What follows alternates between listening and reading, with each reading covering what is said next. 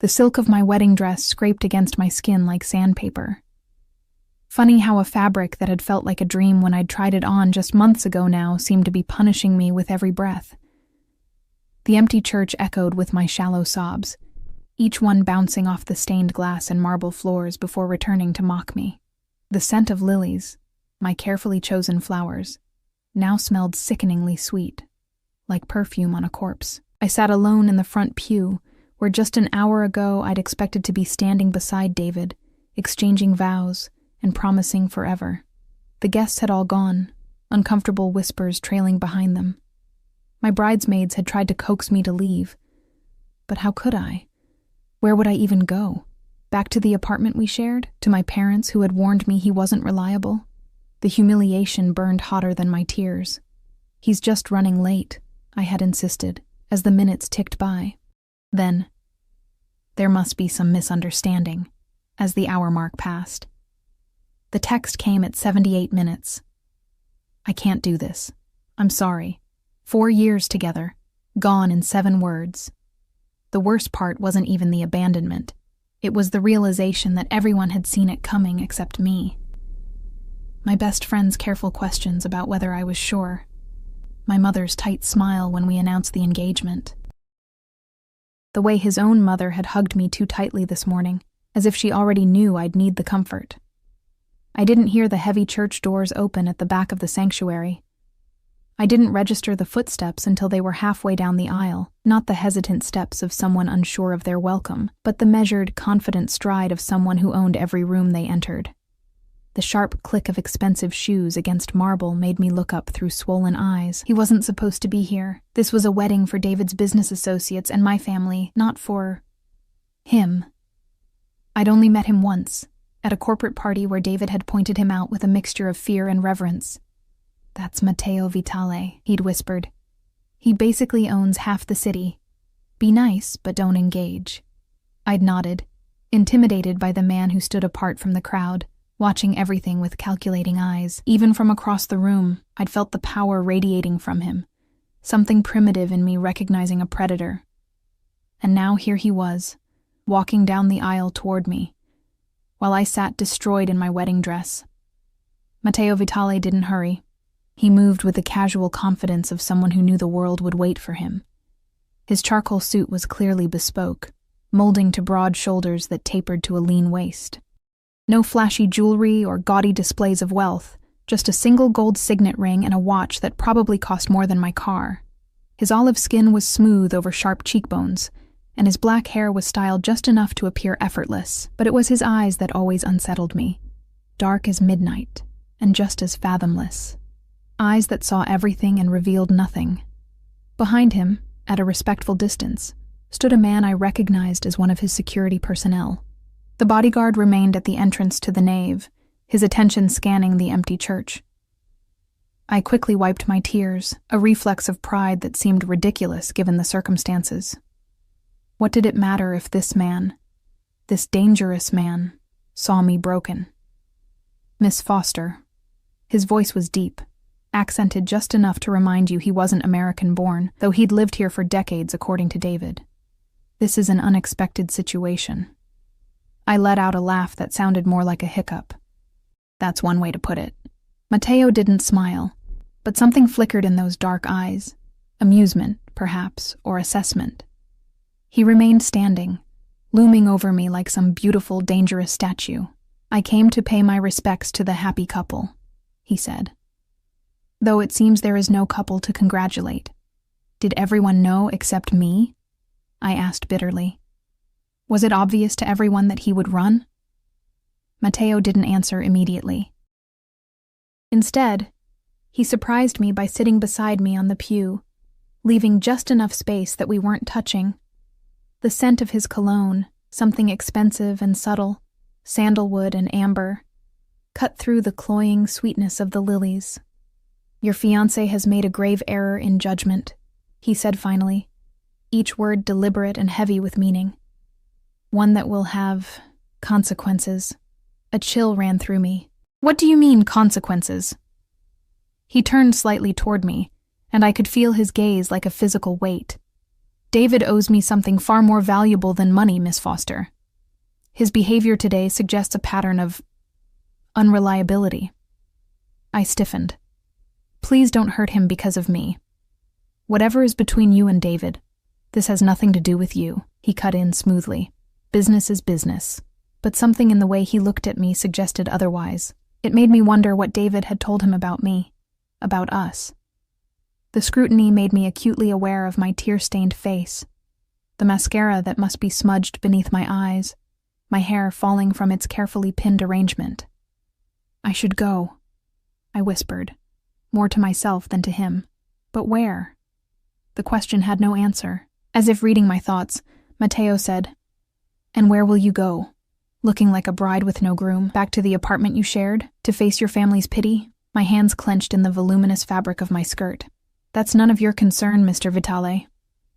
"Matteo," he corrected, his voice softening almost imperceptibly, "and perhaps it is my concern. David has disappointed us both today."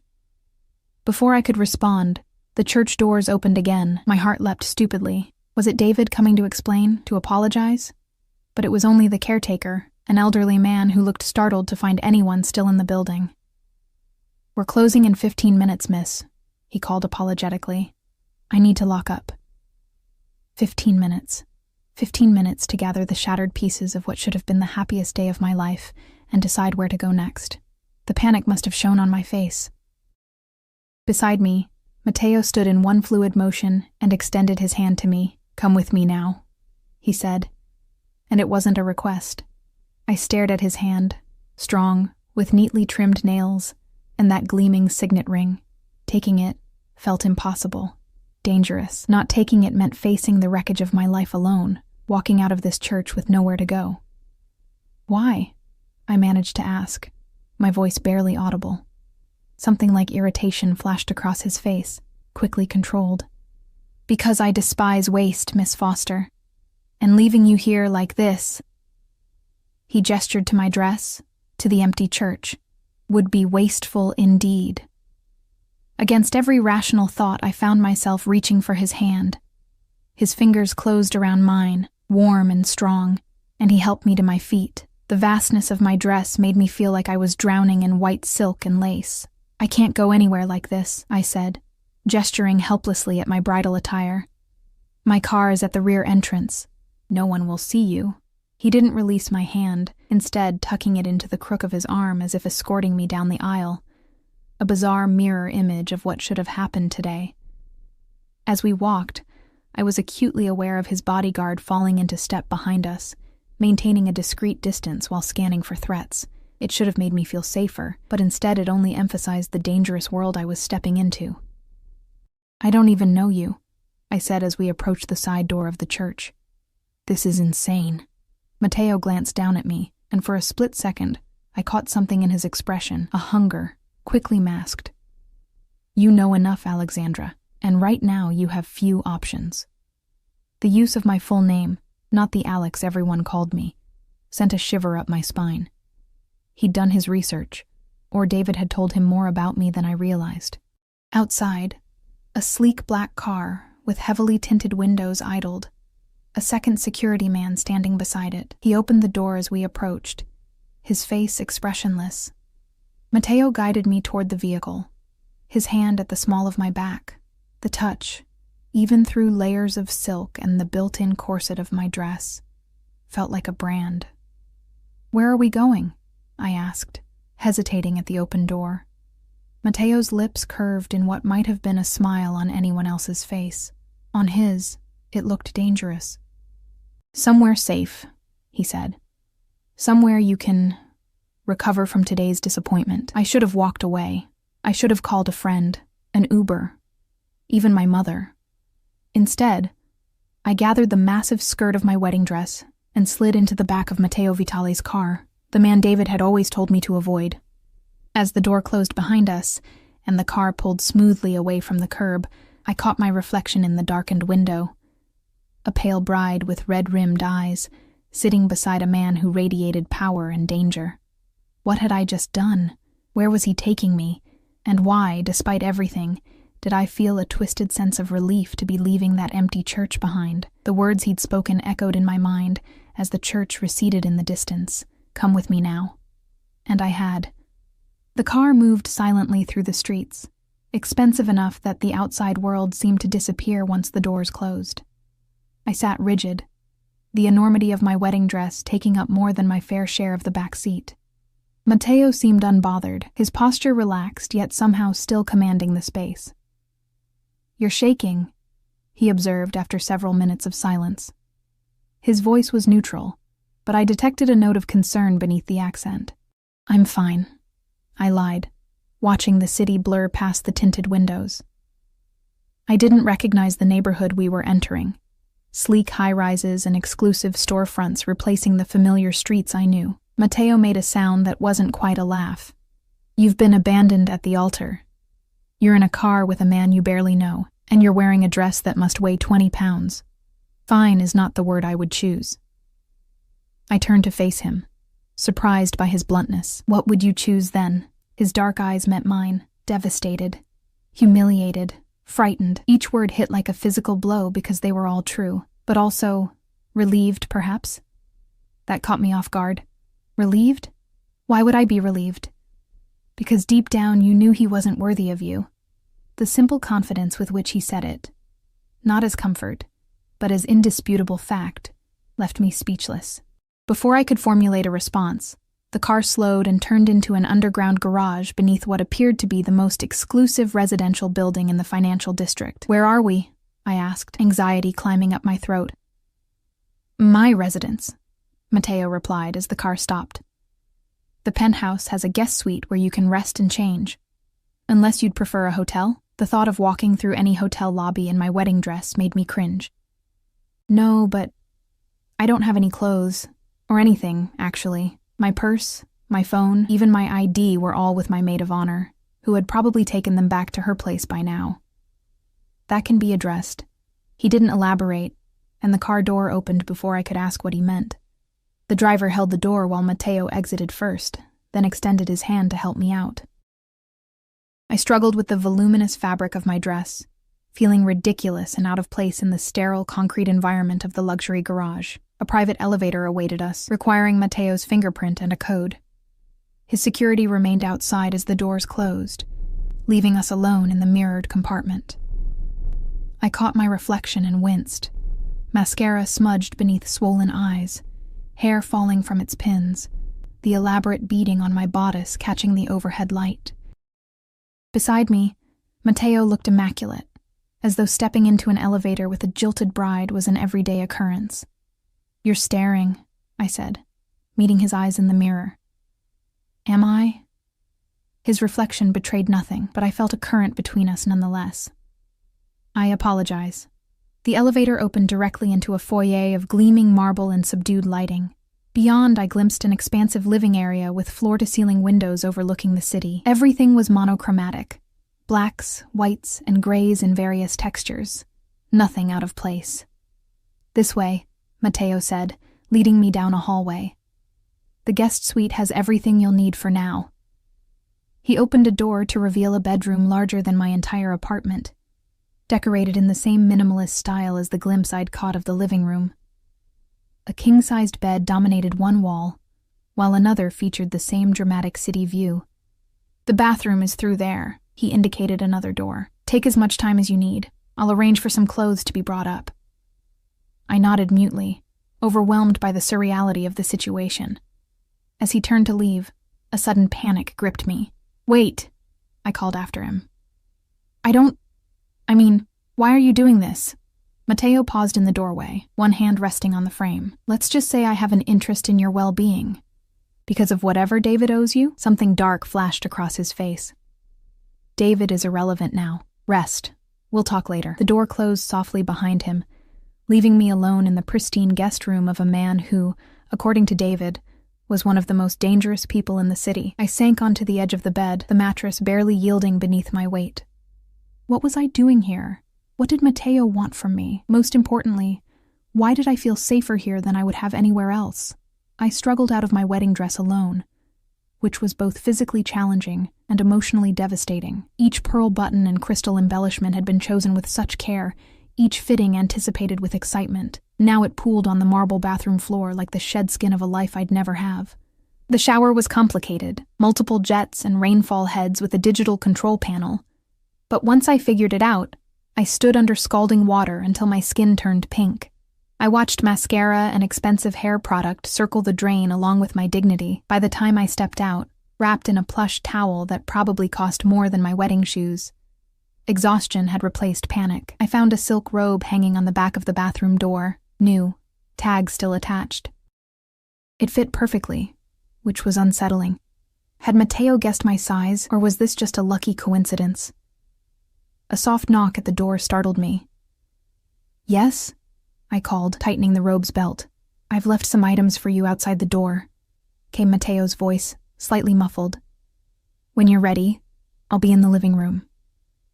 I waited until his footsteps receded before opening the door. A large box sat on the floor, the kind high-end department stores use for clothing deliveries. Inside, I found jeans in my exact size, a cashmere sweater, underwear with tags still attached, which made me blush, and even a pair of simple ballet flats. At the bottom of the box was a toiletry kit containing basic makeup, a hairbrush, and personal care items. How had he arranged all this so quickly? I glanced at the clock by the bed. I'd been in the shower longer than I realized, almost an hour. Still, the efficiency was unnerving. I dressed quickly, grateful for the soft, normal clothes after the constriction of my wedding gown. The sweater was a deep burgundy that complemented my fair skin and dark hair. Everything fit as if it had been selected specifically for me. Before leaving the room, I caught my reflection in a full-length mirror. The woman staring back looked nothing like a jilted bride, just tired, slightly wary, but put together. I gathered my damp hair into a loose knot at the nape of my neck and took a deep breath. Finding my way back to the living area wasn't difficult. The penthouse was sprawling, but logically arranged. Mateo stood by the wall of windows, a tumbler of amber liquid in hand, gazing out at the city lights beginning to twinkle in the dusk. He'd removed his suit jacket and loosened his tie, the subtle change making him appear marginally more approachable. He turned as I entered, his eyes taking in my appearance with that same inscrutable expression. "Better?" "Yes," I admitted, stopping several feet away from him. "Thank you for the clothes, and everything, I guess." He inclined his head slightly in acknowledgement. "Are you hungry?" The question made me realize I hadn't eaten all day. Too nervous this morning, then too devastated afterward. "Starving, actually." "Good." I took the liberty of ordering dinner. It should arrive shortly. He gestured toward the sleek kitchen area where the island had been set for 2 people. "Would you like a drink while we wait?" I nodded, following him to a built-in bar where bottles of premium liquor gleamed under subtle lighting. "Whatever you're having is fine." He poured me a whiskey, neat, and refreshed his own glass. Our fingers brushed as he handed it to me, the brief contact sending an unexpected jolt through my system. "To unexpected changes," he said, raising his glass slightly. I gave a humorless laugh. That's certainly one way to describe today. The first sip burned pleasantly down my throat, warming me from the inside. I wandered toward the windows, taking in the spectacular view of the city below. "How long have you lived here?" I asked, searching for neutral conversation. 5 years, Mateo answered, coming to stand beside me. "Though I'm rarely here for extended periods." "Business travel?" His lips quirked in what might have been amusement. "Something like that." The deliberately vague answer reminded me exactly who I was with. David had never explicitly said what Mateo did, just that he was connected, powerful, and not someone to cross. The expensive penthouse, the security, the air of authority. It all fit the image of a man with dangerous influence. "So what happens now?" I asked, turning to face him. "You rescued me from the church, gave me clothes and shelter. What do you want in return?" Mateo's expression hardened slightly. "Do you think I expect payment?" "Everyone wants something," I replied, surprising myself with my boldness, especially men with power. He studied me for a long moment, those dark eyes giving away nothing. "What I want, Alexandra, is for you to recover from today's incident. Then we can discuss other matters." "What other matters?" I pressed. unease prickling along my spine. Before he could answer, a discreet chime sounded. "Dinner," he said, setting down his glass and moving toward the elevator. A minute later, he returned with several covered trays, which he arranged on the kitchen island with practiced efficiency. When he lifted the covers, the aroma of exquisite Italian cuisine filled the air: risotto, sea bass, roasted vegetables, and fresh bread. "Please," he gestured to one of the stools at the island. I took a seat, surprised by how quickly my anxiety was replaced by hunger at the sight and smell of the food. Matteo placed a linen napkin in my lap, with an old-world courtesy that seemed at odds with his otherwise modern demeanor. "This is from Valentino's, isn't it?" I recognized the distinctive preparation of the sea base. They don't deliver. Matteo served me a portion of risotto before serving himself. They make exceptions. Of course they did. For him. We ate in silence for several minutes, the food so delicious, I temporarily forgot the strangeness of my situation. Matteo ate with the same controlled precision he seemed to do everything else, his movements economical, yet elegant. "May I ask you something?" I said finally, setting down my fork. He nodded once, his attention fully on me. "How do you know David? He mentioned you once or twice, but never explained how you were connected." Matteo took a sip of water, considering his response. "Your former fiancé approached me for a loan 2 years ago. His business was failing, and traditional banks had turned him down." I blinked in surprise. "A loan? But he told me the business was doing well." "It wasn't. It still isn't." His tone was matter-of-fact. "David has been living beyond his means for quite some time. The impressive apartment, the luxury car, the expensive restaurants, all maintained through increasingly desperate financial maneuvers." My stomach clenched as pieces fell into place. The nervous phone calls David would take in another room, the vague explanations about work stress, the insistence that I not involve myself in our financial planning. "You're saying he's broke?" My voice sounded small even to my own ears. "Worse than broke. He's in debt to people who don't forgive such things easily. People like you?" I wanted to ask, but didn't quite dare.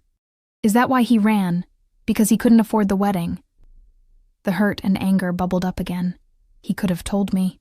We could have postponed, done something smaller.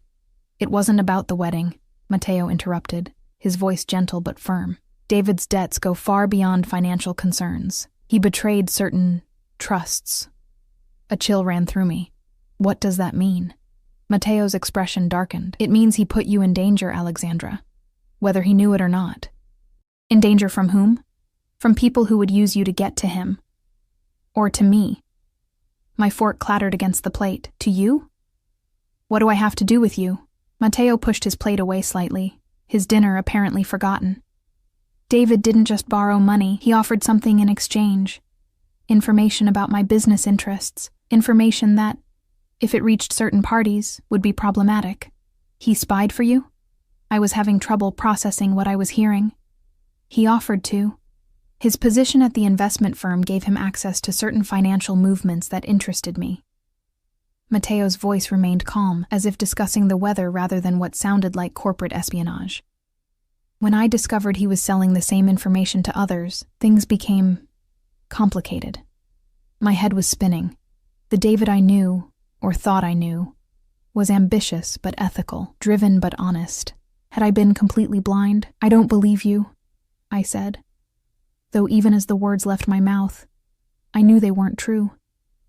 The pieces fit too perfectly, explained too many inconsistencies I'd noticed but ignored. "You do," Matteo countered softly. "You've suspected for some time that David wasn't being truthful with you. You just didn't want to see it." Tears pricked at my eyes, but I refused to let them fall. I'd cried enough today. So what now? Am I some kind of collateral damage in whatever game you and David were playing? No. The single word carried such conviction that my eyes snapped to his. "You are not collateral, Alexandra. You are the reason I was at the church today." "What do you mean?" Matteo's gaze was intense, almost burning in its focus. "I came to warn you. David disappeared 3 days ago after I confronted him about his betrayal. When I learned the wedding was still proceeding, I knew something was wrong." "You came to stop the wedding." The irony was almost too much. "I came to protect you," he corrected. though it seems David made his choice clear by not appearing at all. The implications of what he was saying slowly sank in. So David is, what, on the run? Matteo nodded once. And he left you to face the consequences alone. That is something I cannot forgive. The way he said it, the quiet intensity, the hint of barely restrained fury, made me realize that whatever was between Matteo and David went beyond business. There was something personal at stake. Why do you care what happens to me? I asked, my voice barely above a whisper. Matteo stood, coming around the island to stand beside my stool. Up close, the subtle scent of his cologne enveloped me again. When he spoke, his voice had dropped to match my whispered question. Because, Alexandra, you were never meant to be his. His words hung in the air between us, heavy with implication. I stared up at him, trying to process what he meant, what he was suggesting. The intensity in his dark eyes made my breath catch. What are you talking about? I finally managed, my voice unsteady. Matteo reached out, his fingers lightly brushing a strand of hair from my face. The gesture was gentle, almost tender, yet something in it made me shiver. David knew exactly who you were when he pursued you, he said, his accent thickening slightly, just as he knew what it would mean to me. I stood abruptly, needing distance from his overwhelming presence. I don't understand. I'd never even met you before that business party 6 months ago. But I knew of you, Matteo replied, allowing me the space I'd created. Your father worked for me years ago, before his accident. The mention of my father sent a jolt through me. He had died in a car crash when I was 19, leaving my mother and me with little more than memories and mounting debts. I dropped out of college to work full-time, putting my dreams of finishing my degree on indefinite hold. My father was an accountant for a shipping company, I said carefully. One of my shipping companies, Matteo corrected. Marco Foster was an excellent accountant, loyal, discreet. My mind raced, trying to reconcile this new information with what I knew of my quiet, hard-working father. He'd never mentioned working for someone like Matteo Vitale. He spoke of you sometimes, Matteo continued. His brilliant daughter, who was going to be the first in the family to graduate college.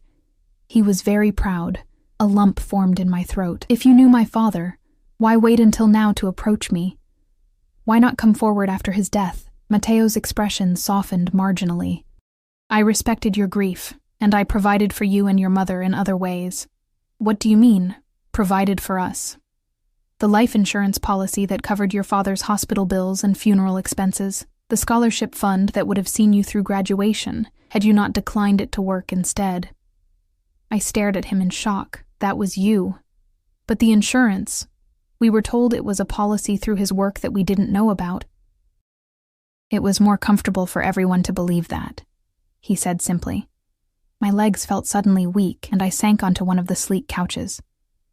So all this time, you've been what? Watching me from a distance? Matteo remained standing, his posture relaxed, but somehow still commanding the space. Ensuring your well-being, yes. Until David entered the picture. And what? You didn't approve of him dating me. Anger began to replace confusion. Did you have me investigated? Did you have him investigated? Of course. He didn't even attempt to deny it. When one of my most trusted employees' daughters becomes involved with someone in David's position, it warrants attention. That's invasive and controlling, and it revealed that David approached you deliberately, knowing exactly who you were and what you meant to me. I shook my head, trying to clear it. This is insane. I met David at a coffee shop. It was completely random. Nothing about David Miller is random, Matteo said, his voice hardening. He researched you, orchestrated your chance meeting, and pursued you with specific intent. What intent? I demanded. What could he possibly gain from dating me? Matteo finally moved to sit across from me, leaning forward with his elbows on his knees. Leverage, Alexandra. He thought having you would give him protection from the consequences of his actions. Having me, I repeated flatly. Like I'm some kind of asset. In his eyes, yes. Matteo's gaze never left mine. In mine, you are something far more valuable.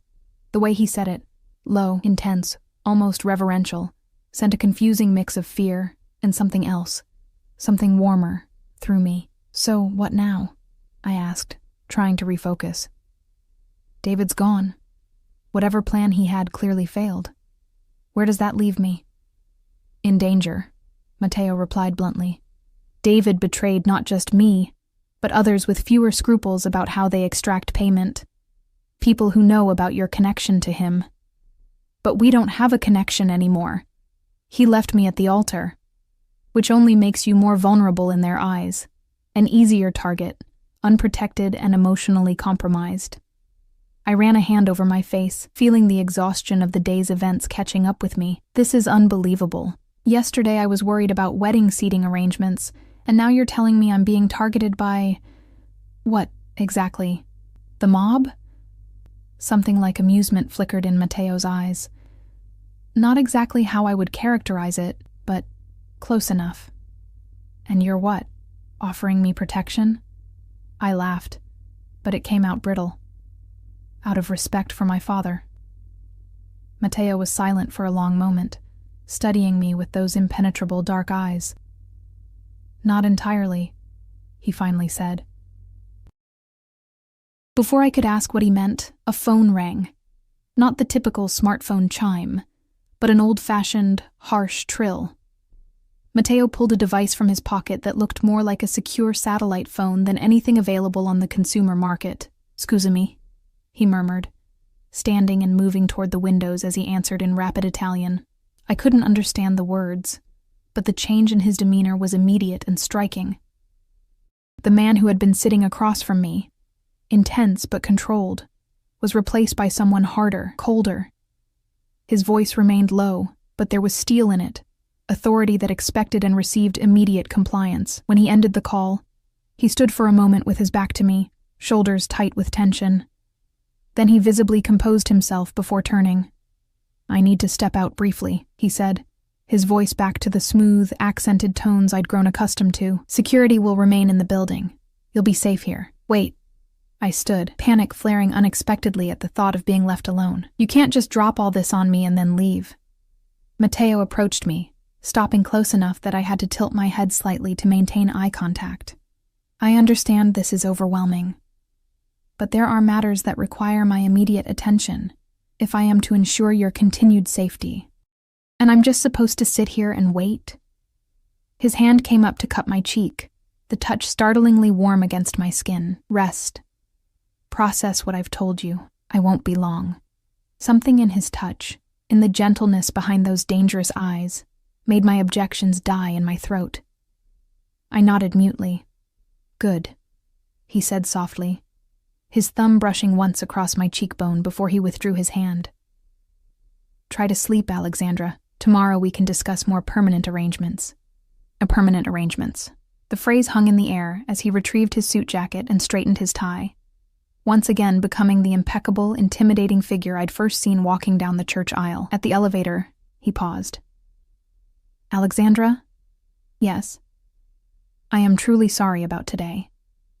No one deserves such treatment, least of all you." The sincerity in his voice was unexpected, making my throat tighten with emotions I couldn't identify. Before I could respond, he was gone, the elevator doors closing silently behind him. Alone in the vast penthouse, I wandered back to the windows, looking out at the city lights. Somewhere out there was the life I thought I would be starting today as David's wife. The honeymoon we'd planned, the apartment we'd shared, the future we'd mapped out, all of it had been a lie, apparently. A calculated move in some game I hadn't even known I was playing. I pressed my forehead against the cool glass, trying to organize my thoughts. If what Matteo said was true, and despite my initial resistance, I was beginning to believe it was, then my entire relationship with David had been built on deception. He'd pursued me because of my connection to Matteo, a connection I hadn't even known existed. But why would Matteo care who I dated? What was I to him beyond the daughter of a former employee? There was something he wasn't telling me. Something that explained the possessive edge in his voice when he said I was never meant to be David's. Exhaustion pulled at me, the emotional trauma of the day finally catching up to my body. I made my way back to the guest suite, collapsing onto the enormous bed still fully dressed, Questions swirled in my mind, but the pull of sleep was stronger than my confusion. My last conscious thought was of Mateo's touch on my cheek, gentle despite everything I knew about him, everything I'd learned today. I woke disoriented, the unfamiliar room briefly confusing me before the memories of the previous day came flooding back. My wedding. David's abandonment. Mateo's rescue and revelations. The clock beside the bed read 3:17 a.m. I'd slept for hours, yet still felt drained. I changed into silk pajamas I found in a drawer, again, perfectly my size, and tried to go back to sleep, but my mind was too active now. After tossing and turning for 30 minutes, I gave up and padded out to the kitchen for water. The penthouse was dimly lit by subtle recessed lighting, giving the space a different character than it had during the evening, less intimidating somehow, more like a home than a statement of power. I was startled to find Mateo sitting in the living room, a tablet in hand and a half-empty glass of what looked like scotch on the table beside him.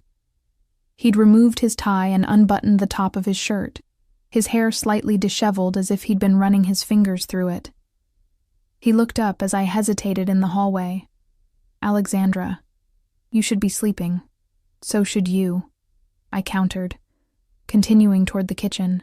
"I just wanted some water," and I heard him set down the tablet as I filled a glass from the filtered tap. When I turned, he was standing at the edge of the kitchen area, watching me with that same inscrutable expression. "You've been working this whole time?" I asked, nodding toward the tablet. There were matters that needed attention. Dangerous matters? I didn't know why I asked, except that in the liminal space of the early morning hours, normal filters seemed less important. The corner of his mouth lifted slightly. "Some. Nothing that need concern you."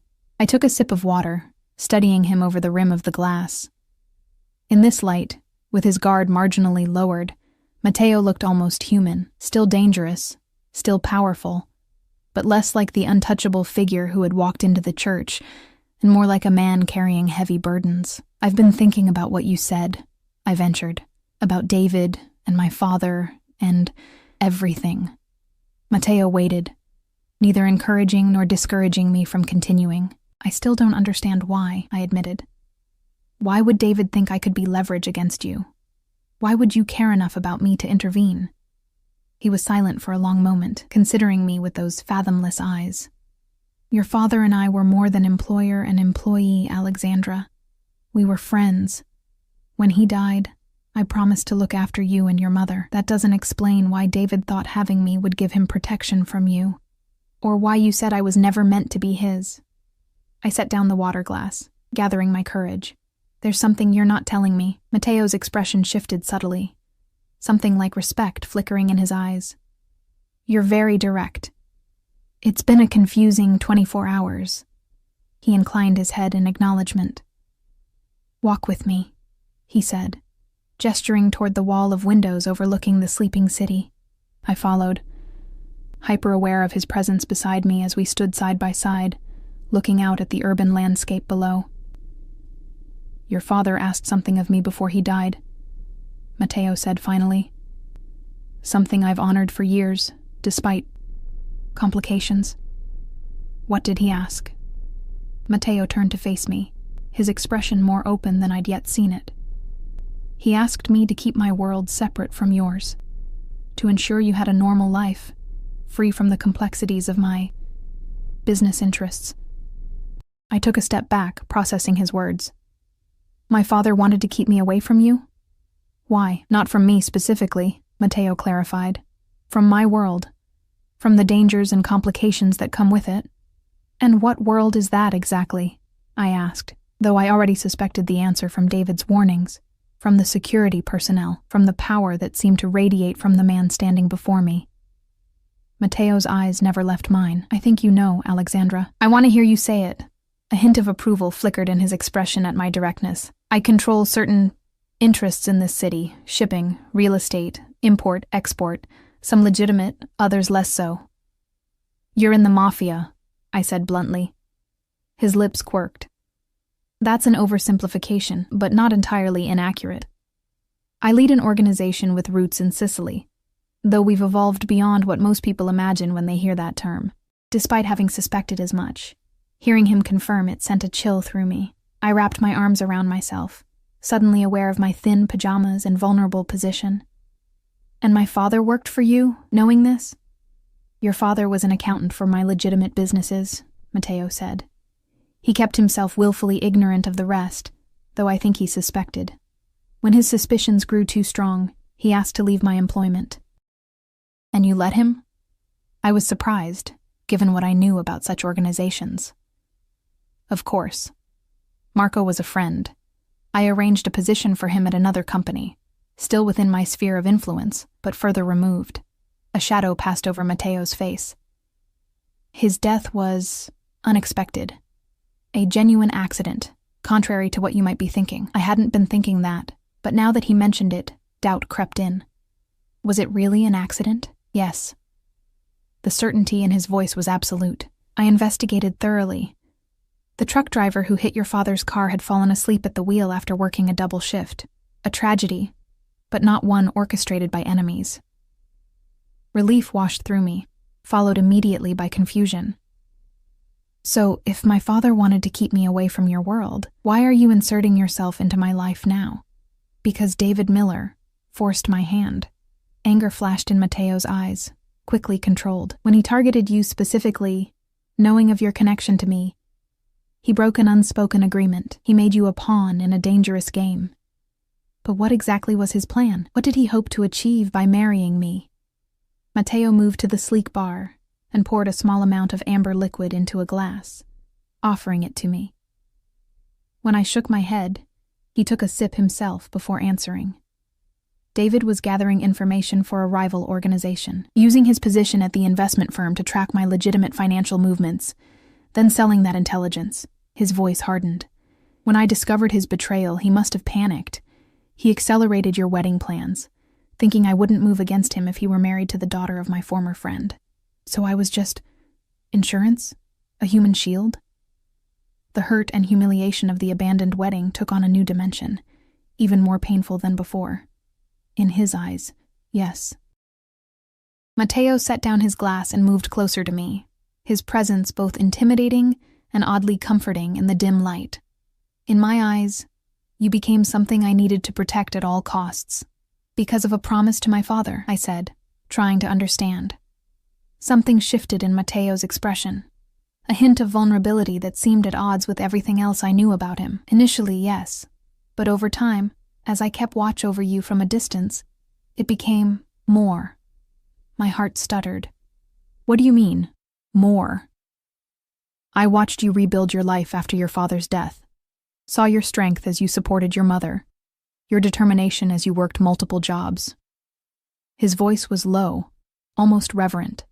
I saw a woman of extraordinary resilience, integrity, and beauty. The intensity in his eyes made it difficult to breathe. You've been watching me for years. Protecting you, he corrected.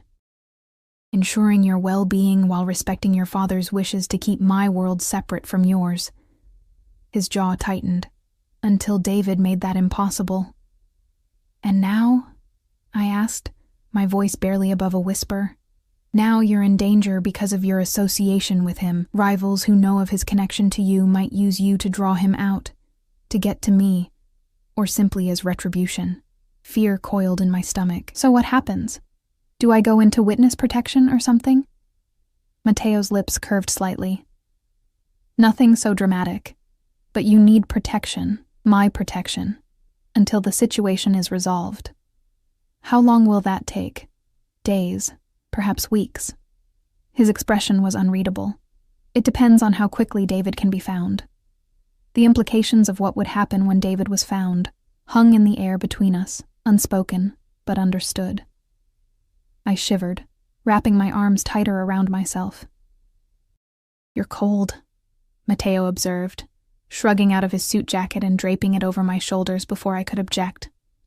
The garment was still warm from his body, enveloping me in his scent. That subtle cologne mixed with something uniquely him. It was absurdly large on my frame, but somehow comforting, despite everything I'd learned tonight.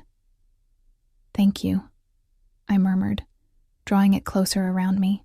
We stood in silence for a moment, the city lights twinkling below us like earthbound stars. The unreality of the situation struck me again. Yesterday morning I had been preparing to marry David, and now I was standing in a penthouse with a man who had just admitted to being the head of what amounted to an organized crime family.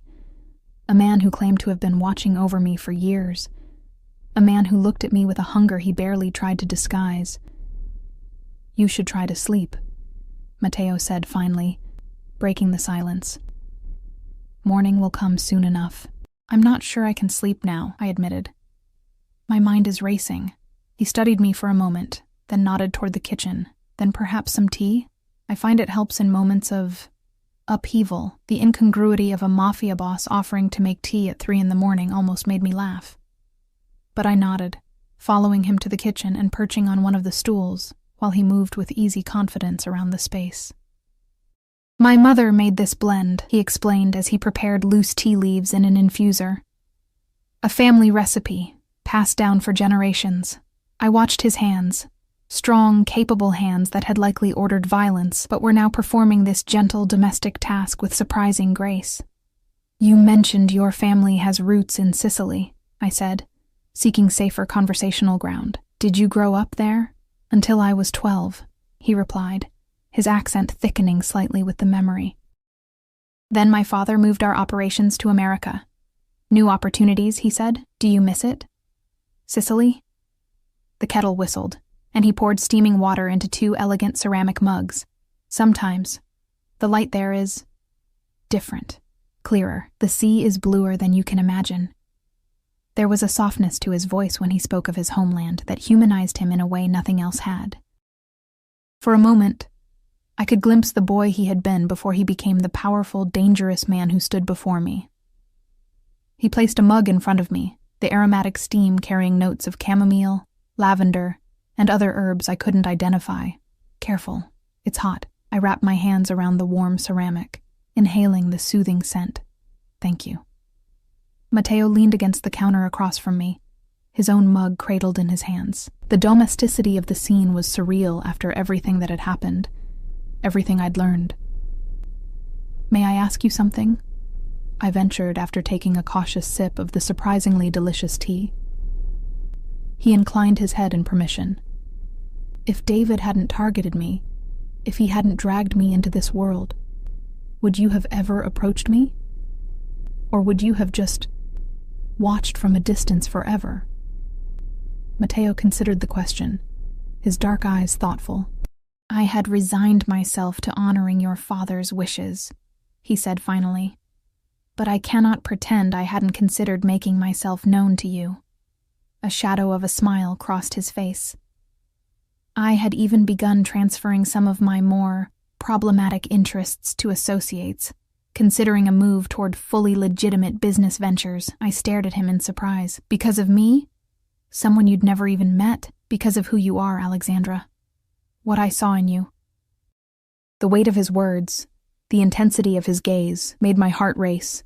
This powerful, dangerous man had been reordering his life, his empire, around the mere possibility of meeting me properly one day. It should have frightened me. Instead, I felt an unsettling warmth spreading through my chest. "So what happens now?" I asked, my voice steady despite the turmoil inside me. Matteo set down his mug, his expression becoming more serious. "Now you stay under my protection until David is found and the threat is neutralized. I have a property in the mountains, secluded and heavily secured. We'll leave tomorrow." "We?" I raised an eyebrow. "Don't you have an organization to run?" That almost smile again. "I can manage most matters remotely, and your safety is my priority at the moment." "And after, when David is found and the threat is gone?" Matteo was silent for a long moment, his eyes never leaving mine. "After, you will be free to return to your life. Or? My heart seemed to skip a beat. "Or you might consider a different path." The intensity in his gaze made his meaning clear, even if his words remained ambiguous. I should have been appalled. This man represented everything I'd been raised to avoid: power exercised outside the law, wealth gained through questionable means, a world of threats and violence. Yet in the strange liminal space of this early morning hour, with the city sleeping below us, and the warmth of his tea and his jacket enveloping me, I couldn't summon the appropriate outrage or fear. Instead, I found myself wondering what it would be like to be the focus of all that intense attention, all that carefully controlled passion, to be protected and cherished by someone with the power to reshape the world around them. "I think that's a conversation for another time," I said finally, my voice steadier than I felt. "After all this is resolved," Matteo inclined his head, accepting my non-answer with grace. "Of course. For now, you should rest. We leave at noon."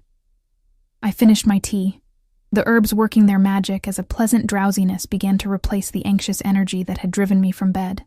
When I stood to return to the guest room, Matteo remained where he was, though his eyes followed my movement. At the hallway, I paused, slipping his jacket from my shoulders and holding it out to him. "Thank you. For the tea. And for telling me the truth." He took the jacket, our fingers brushing in the exchange. The brief contact sent a jolt of awareness through me that had nothing to do with fear. "Always," he said simply. "Sleep well, Alexandra." As I made my way back to the guest room, I could feel his eyes on me, protective and possessive all at once. I should have been running for the door, calling the police, reaching out to friends or family, anything but calmly going to bed in the home of a man who had just admitted to being what amounted to a Mafia don. Instead, as I slid between the luxurious sheets, I found myself wondering what the mountain property would be like, and why the prospect of going there with Matteo filled me with anticipation rather than dread. Morning came with golden light filtering through windows I hadn't bothered to cover. I woke feeling surprisingly rested, despite the emotional upheaval of the previous day. For a brief, blissful moment, I existed in the liminal space between sleep and full consciousness, before reality crashed back.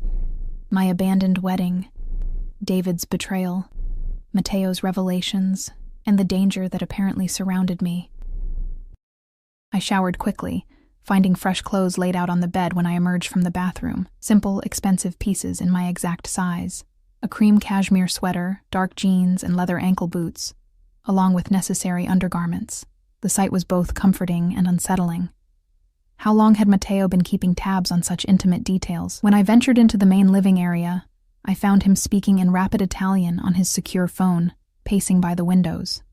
He'd changed into dark slacks and a charcoal button-down, the sleeves rolled to reveal strong forearms.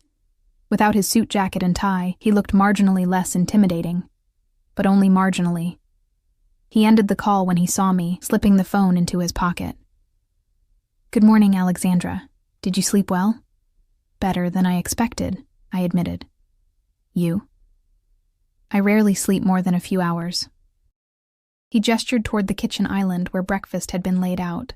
Fresh fruit, pastries, coffee. "Please eat. We have a drive ahead of us." I took a seat at the island, selecting a croissant and some berries. "How far is this mountain property?" "About 3 hours north," Matteo replied, pouring coffee into a mug and sliding it toward me. "Remote enough to be secure, close enough to maintain necessary connections." I nodded, taking a sip of the perfect coffee. "What should I pack? I don't exactly have any of my things." "Everything has been arranged." Of course it had. "Anything specific you require, we can acquire on the way." The casual display of efficiency and resources should have been more alarming than it was. Instead, I found myself oddly comforted by his competence, by the sense that he had considered every detail. "Have you heard anything about David?" I asked, the question slipping out before I could reconsider. Matteo's expression hardened slightly. "There have been sightings near the Canadian border. He's running, as expected." I absorbed this information, surprised by my own lack of emotional response. The man I'd planned to marry was fleeing the country, and all I felt was a distant curiosity. "What will happen when you find him?" I forced myself to ask the question that had been hovering at the edges of my mind. Matteo studied me for a long moment. "Do you really want to know?" I met his gaze steadily. "Yes." "He'll be given a choice," Matteo said, his voice matter-of-fact. "Return what he stole and accept exile, or face more permanent consequences." A chill ran through me at the implication, but I appreciated his honesty. And the people he sold information to? The ones who might come after me? That situation is being resolved as we speak. The cold certainty in his voice made it clear what resolved meant. I should have been horrified. Instead, I found myself nodding, accepting his words with a calmness that would have shocked me yesterday. Had I changed so much in 24 hours? Or had something in me always understood this darker world, been prepared to accept it when necessary? "Finish your breakfast," Matteo said, his tone gentling. "We should leave soon. I don't like to keep predictable patterns." I ate quickly, aware of his occasional glances. When I finished, he led me to the private elevator, his hand resting lightly at the small of my back. The casual possessiveness of the gesture should have bothered me. It didn't. In the garage, a different car awaited us, a sleek, dark SUV with heavily tinted windows. One security man sat behind the wheel, while another stood by the rear door, alert and watchful. Both men nodded respectfully to Matteo, their eyes barely registering my presence. "Alexandra, this is Bruno." Matteo indicated the driver. "And Luca," the man holding the door. "They will be accompanying us to the property." I murmured a greeting, noting how neither man quite met my eyes. They were professional, respectful, but maintained a careful distance. I wondered what Matteo had told them about me, about my role in his life. The interior of the SUV was luxurious but understated, with supple leather seats and subtle technology integrated throughout. Matteo sat beside me in the back, close enough that I could feel the warmth radiating from him, yet carefully maintaining a small gap between us. Bruno pulled smoothly out of the garage while Luca sat in the front passenger seat, his attention focused outward, constantly scanning our surroundings. As we drove through the city, I watched the familiar landmarks slide past, feeling as if I were seeing them from a different reality. Less than 48 hours ago, I had been a bride-to-be, planning a honeymoon, looking forward to a future with a man I thought I knew. Now I was being driven to a remote mountain compound by a Mafia boss who claimed to have been watching over me for years. "You're very quiet," Matteo observed after we'd left the city limits, the urban landscape giving way to suburbs, and then the beginning of more rural territory. "I'm trying to process everything," I admitted. "This time 2 days ago, I was getting ready for my wedding. Now you're here," he completed simply. "With me." I turned to look at him directly. "Why did you tell me everything? About my father? About David? About your organization? You could have just offered protection without explanation." Matteo's dark eyes met mine, unflinching. "You deserve the truth, Alexandra. I've watched over you from a distance for years, respecting your right to a normal life. Now that circumstances have made that impossible, I won't compound the situation with lies. Even when the truth implicates you in illegal activities." A slight smile curved his lips. "Do you plan to report me to the authorities?" "No," I answered honestly. "But you couldn't have known that. I know you," he said with quiet confidence. "Better than you might think. Your sense of justice is nuanced. You understand that sometimes the legal path is not the right one." He wasn't wrong. I'd always had a complicated relationship with strict rules, preferring to judge situations on their individual merits rather than through rigid frameworks. It was something my father and I had often discussed during my teenage years. The thought of my father brought new questions. "My mother," I said suddenly. "Is she in danger too?" "She's been under protection since yesterday," Matteo replied smoothly. "A security team is watching her home, though she's unaware of their presence." Relief washed through me. "Thank you." He inclined his head slightly in acknowledgement. "It was the first arrangement I made after finding you at the church. The reminder of our meeting, of him finding me abandoned and devastated, brought a flush of embarrassment to my cheeks. I must have looked pathetic. You looked," he said carefully, "like someone who had been wronged, someone who deserved better." The intensity in his gaze made me look away, out at the passing landscape. We were entering mountainous territory now, the road beginning to wind upward through forests of pine and spruce. Occasionally I caught glimpses of pristine lakes in the valleys below, reflecting the clear blue sky. "It's beautiful here," I murmured, grateful for the change in subject. "This region has always reminded me of certain parts of northern Italy," Matteo said. "Less dramatic, perhaps, but with its own quiet grandeur." We lapsed into comfortable silence as the SUV continued its ascent. After another 40 minutes, Bruno turned onto a private road marked only by an understated gate that opened automatically as we approached. No name, no indication of ownership.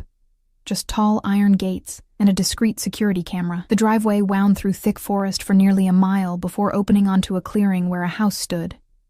Though house seemed inadequate for the structure before us, it was a modern interpretation of a mountain lodge, all clean lines and vast expanses of glass, yet it managed to blend harmoniously with its natural surroundings. Built into the slope of the mountain, it offered what must be spectacular views of the valley below. "We're here," Matteo said unnecessarily as the SUV came to a stop at the front entrance. Luca exited first, scanning the area before opening Matteo's door. Bruno remained at the wheel, alert and watchful. The air was crisp and pine-scented as I stepped out, several degrees cooler than in the city. I wrapped my arms around myself, breathing deeply. "Come," Matteo said, placing a hand lightly at the small of my back again. "Let me show you inside." The interior of the house was even more impressive than the exterior, open and airy, with soaring ceilings and walls of glass that brought the mountain landscape inside. The decor was understated luxury, natural materials and neutral tones with occasional bold accents. A massive stone fireplace dominated one wall of the great room, while the opposite wall was entirely glass, showcasing a breathtaking view of the valley and mountains beyond. "This is..." I trailed off, searching for an adequate word.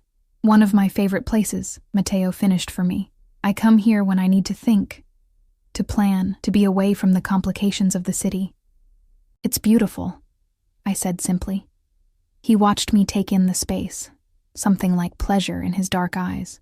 "Your room is this way," he said after a moment, gesturing down a hallway. "I thought you might like to settle in, rest before dinner." I followed him down a corridor of polished wood to a suite that took my breath away. Like the great room, it featured a wall of glass overlooking the mountains, with a king-sized bed positioned to take full advantage of the view. The adjoining bathroom was a study in luxury, a deep soaking tub positioned by a window, a shower with multiple heads, dual vanities of marble and brushed gold. "This is... excessive," I said, overwhelmed by the opulence. Matteo's lips quirked. "I prefer comfortable." I ran my hand over the plush duvet, noting a closet door that stood slightly ajar, revealing clothing, women's clothing, already hung inside. "Everything should be in your size," Matteo said, following my gaze. "If anything is missing or not to your liking, we can arrange alternatives." The thoroughness of his preparation was both impressive and slightly unnerving. "Thank you," I said, not knowing what else to say in the face of such comprehensive care. He nodded once. "I'll leave you to settle in. Dinner will be at 7, if that suits you." "That's fine," I replied, suddenly aware of being alone with him in this bedroom, miles from civilization. Matteo seemed to sense my discomfort, taking a step back toward the door. "Alexandra," he said, his voice softening. "You are a guest here, not a prisoner. Your comfort and safety are my only concerns." I met his gaze, seeing the sincerity there. "I know," I said, surprised to find I meant it. Despite everything, his admitted criminal activities, the danger surrounding us, the strange circumstances that had brought us here, I did feel safe with him. Safer than I had with David, I realized with a jolt. "I'll see you at dinner," he said, then left, closing the door softly behind him. Alone in the luxurious suite, I sank onto the edge of the bed, trying to process the surreal turn my life had taken. 2 days ago, I'd been preparing to marry a man who, it turned out, had targeted me as leverage against Matteo. Now I was in a mountain retreat with the very man David had sought to manipulate, a man who claimed to have been watching over me for years, a man who looked at me with undisguised hunger tempered by careful restraint. I should have been terrified. Instead, I felt curious, intrigued, and most disturbingly, drawn to the dangerous man who had brought me here. The afternoon passed quietly as I explored my suite and the items that had been provided for me. The closet contained an array of casual yet expensive clothing: jeans, sweaters, blouses, even a few dresses, all in my size and in styles I would have chosen myself. The bathroom was stocked with high-end toiletries, including the exact brand of shampoo I used at home. The attention to detail was both thoughtful and disconcerting. How long had Matteo been collecting this information about me? How closely had he been watching? At precisely 7, I made my way to the great room, dressed in dark jeans and a soft blue sweater I'd found among the provided clothes. Matteo stood by the wall of windows, gazing out at the twilight settling over the mountains. He'd changed into more casual attire as well. Dark slacks and a simple button-down shirt, the sleeves rolled to reveal those same strong forearms I'd noticed earlier. He turned as I entered, his eyes taking in my appearance with appreciation. "You look lovely," he said simply. "Thank you," I replied, feeling oddly shy. "This place is incredible. I'm glad you like it." He gestured toward the dining area, where a table had been set for 2 beside another wall of windows. "Shall we?" Dinner was a surprisingly relaxed affair. The food was excellent, a simple but perfectly prepared meal of roasted chicken, seasonal vegetables, and crusty bread, accompanied by a wine that probably cost more than a month of my former rent. Matteo proved to be an engaging conversationalist, knowledgeable on a wide range of topics, from art to history to literature. Sitting across from him, watching the play of candlelight on his features, it was easy to forget who and what he was. In this setting, he seemed simply a cultured, intelligent man, sharing a meal with a guest he wished to impress. But then his secure phone would vibrate, and he would excuse himself briefly to take a call in rapid Italian, his voice taking on that edge of command that reminded me exactly who sat across from me, a man of power, of danger, of secrets. As we finished the meal with coffee and a simple dessert of fresh berries and cream, I gathered my courage to ask the question that had been hovering at the edges of my mind all day.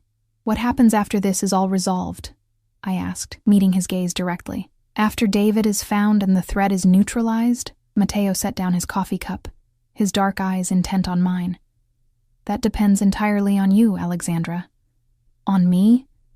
"Yes." He leaned forward slightly, his focus entirely on me. "I meant what I said last night. When this is over, you can return to your life in the city, or... My heart raced despite myself. "Or you could consider a different path. With me." The directness of his statement took my breath away. "You're offering me... what, exactly?" "Everything," he said simply. "My protection, my loyalty, my..." He paused, choosing his words carefully. "My devotion."